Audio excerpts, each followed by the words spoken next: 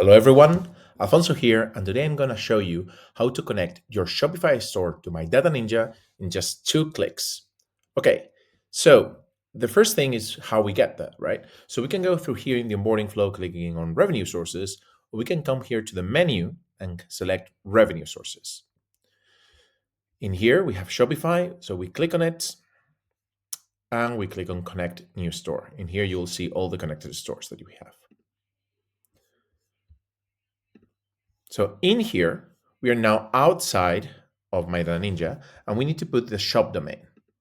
Now, the shop domain, as it says here, is the myshopify.com domain. It's not MyDataNinja or anything else, or it's not your subdomain. It needs to be your myshopify.com actual URL. So we put ours here, and we click on Get Started. And once we click on Get Started, we will go to Shopify. So now I'm here in Shopify.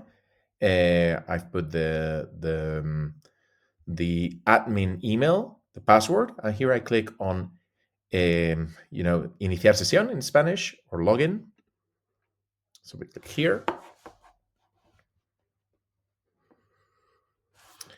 Here we're going to need to say if we want to do a second factor authentication. In this case, I'm going to say that I don't want to.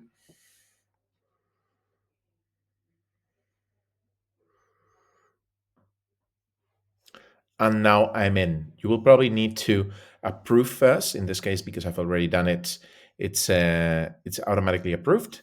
But now, if I go back to my MyDataNinja dashboard, I will be able to see revenue sources, Shopify, and here you will see it, right? ID 62.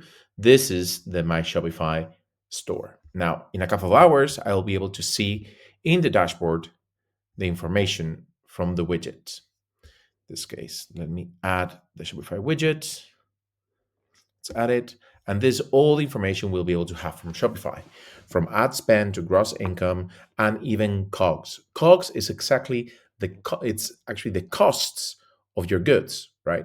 So if you put the information of what your goods cost within Shopify, we'll be able to import it and take it into account when we calculate the profit and the net profit. Thank you very much for hearing me out and safe travels. Bye bye.